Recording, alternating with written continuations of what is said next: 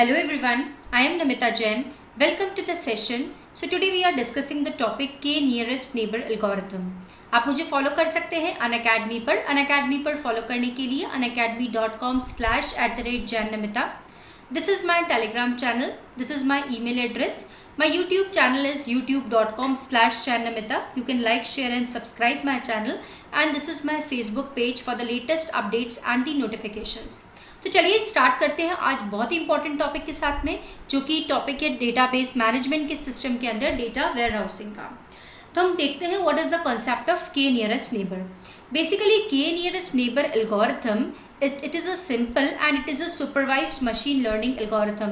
Question ये भी पूछा जा सकता है आपको whether it is a supervised machine learning algorithm और it is unsupervised. So definitely it is a supervised machine learning algorithm and this algorithm is used to solve both the classification as well as the regression problems. तो ऐसे questions frame हो सकते हैं whether it is supervised और not and it is used to solve what it is used to solve the classification and the regression problems.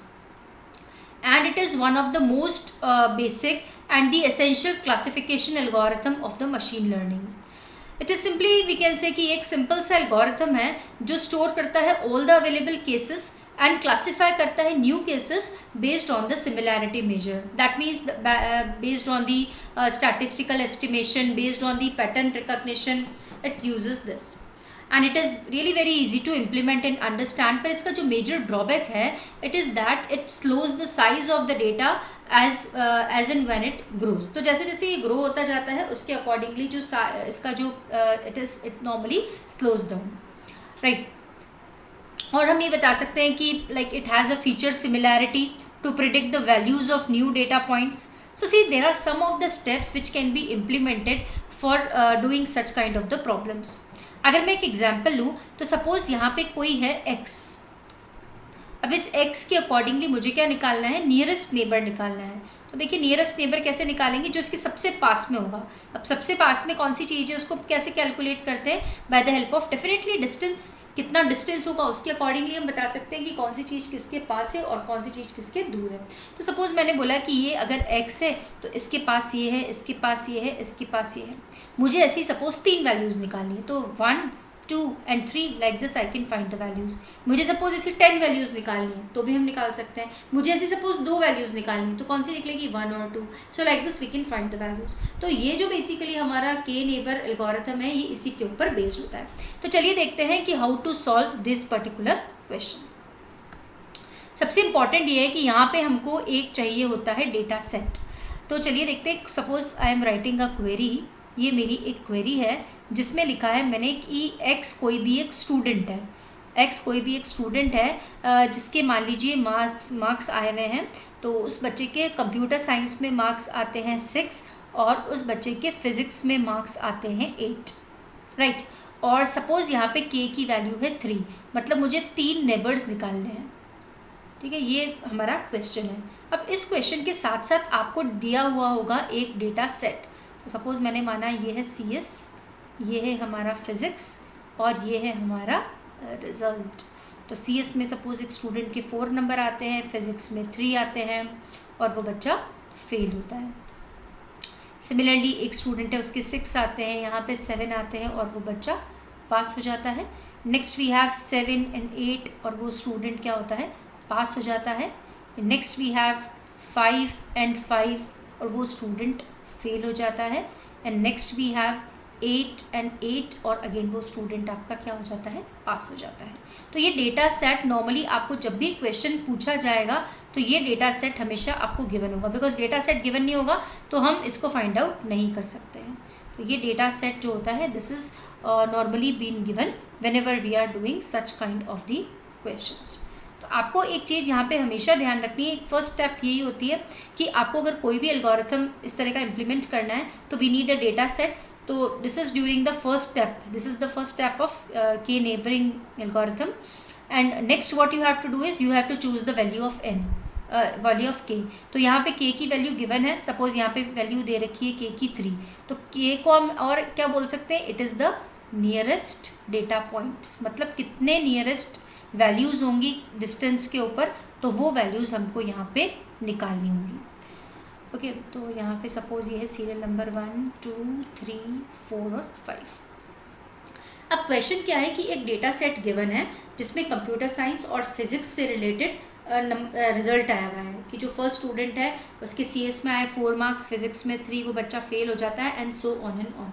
और हमें क्या निकालना है, एक स्टूडेंट है X, उस X स्टूडेंट का मुझे रिजल्ट देखना है जिसके CS में 6 नंबर आए, फिजिक्स में 8 नंबर आए, तो वो बच्चा पास होगा या नहीं होगा as per this data set. तो हमको वो वैल्यू कैलकुलेट करनी है। तो चलिए कैलकुलेट करते हैं। सबसे पहले आपको फॉर्मूला पता होना चाहिए, यूक्लिडियन डिस्टेंस का फॉर्मूला हम किस तरह से निकालते हैं।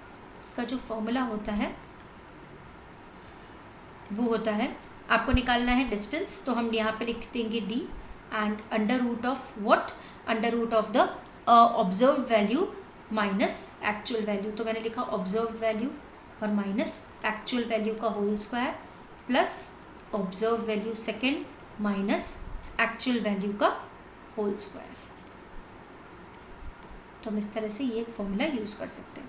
चलिए यूज़ करके देखते हैं फॉर्मूला। तो फर्स्ट हमने क्या यूज़ किया, फर्स्ट वाले के लिए, तो it is under root of, अब देखिए ऑब्जर्व वैल्यू कौन सी है और एक्चुअल वैल्यू कौन सी है। तो जो वैल्यूज़ डेटा सेट में गिवन है वो डेफिनेटली हमारी एक्चुअल वैल्यूज़ है। जैसे डेटा सेट में क्या गिवन है, 4 और 3, 6 और 7, 7 और 8, 5 और 5, तो ये हमारी एक्चुअल वैल्यूज़ हैं। और ऑब्जर्व वैल्यूज़ हमारी कौन सी है, ये वाली जो x की वैल्यूज़ हैं, CS में 6 और फिजिक्स में 8, तो ये कौन सी है हमारी ऑब्जर्व वैल्यूज़ हैं। तो इसको हम पुट करेंगे फर्स्ट वाले को, तो we will write like this 6 minus 4, तो यहाँ लिखेंगे 6 माइनस 4 का होल स्क्वायर प्लस 8 माइनस 3 का होल स्क्वायर।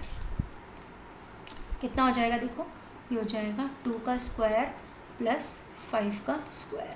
सब कैलकुलेट करेंगे तो आ जाएगा 29 और ये हो जाएगा आपका अप्रॉक्सीमेटली 5.38।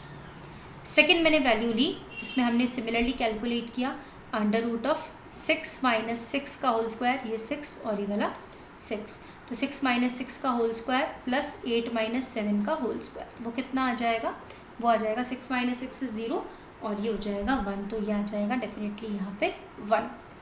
थर्ड में हमने वैल्यू ली अंडर रूट ऑफ 6 माइनस 7 का होल स्क्वायर प्लस 8 माइनस 8 का होल स्क्वायर, तो यहाँ पे कितना आ जाएगा 1 स्क्वायर प्लस 0, तो यहाँ पे भी वैल्यू कितनी आ जाएगी 1।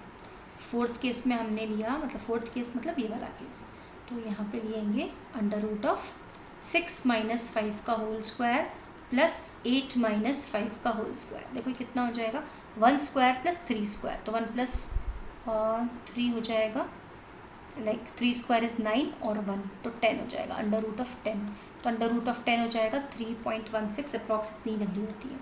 और नेक्स्ट हो जाएगा अंडर रूट ऑफ 6 माइनस 8 का होल स्क्वायर प्लस 8 माइनस 8 का होल स्क्वायर, ये कितना हो जाएगा 2 का स्क्वायर तो 4 और under root of 4 that is equal to. तो ये हमारे पास में वैल्यूज़ आ गई हैं। अब देखो इन वैल्यूज़ में से अब हमको क्या निकालनी है, 3 वैल्यूज़ निकालिए, नियरेस्ट वैल्यूज़। तो अब तो साफ ही हमें पता चल रहा है नियरेस्ट वैल्यू में एक तो ये वैल्यू हो जाएगी 1, एक हो जाएगी 1 और एक हो जाएगी 2, मतलब इसकी नियरेस्ट डिस्टेंस पे मैंने बोला कि कोई चीज़ एक है जो कि यहाँ पे पड़ी हुई है, ठीक है। अब इसके सबसे पास चीज़ कौन सी होगी, जो 1 मीटर की दूरी पे है यहाँ पे, दूसरी चीज़ भी 1 मीटर की दूरी पे है, तीसरी चीज़ 2 मीटर की दूरी पे है, तो वही चीज़ें सबसे पास में होगी। 3 मीटर वाली तो दूर होगी, 5 मीटर वाली भी दूर होगी ना। तो बिल्कुल हमने वैसे का वैसे ही निकाला है कि कौन सी चीज़ कितने डिस्टेंस पे है। तो देखो ये जो सेकंड वाली है वो कितने हैं, 1 वाले डिस्टेंस पे है, ये भी 1 डिस्टेंस पे है और ये भी 2 डिस्टेंस पे है। समझ में आ गया। अब हम यहाँ से वैल्यूज़ को देखेंगे। ये जो सेकंड वाली वैल्यू है वो हमने कंसिडर करी है के जो 3 नियरेस्ट डेटा पॉइंट्स लेने थे, एक वैल्यू है सेकंड वाली, तो ये देखते हैं ये वैल्यू कौन सी है, पास है, ओके। थर्ड वाली वैल्यू कौन सी है, ये भी पास है, ओके। और फिफ्थ वाली वैल्यू कौन सी है, ये भी पास है। जब तीनों वैल्यूज़ पास हैं, कहने का मतलब क्या हो जाएगा, 3 P है हमारे पास में, तो 3 P हैं और फेल कितने हैं हमारे पास में, 0 फेल है। तो हम ये बोल सकते हैं 3 हमेशा बड़ा होता है 0 से, ये तो हम डेफिनेटली जानते ही हैं।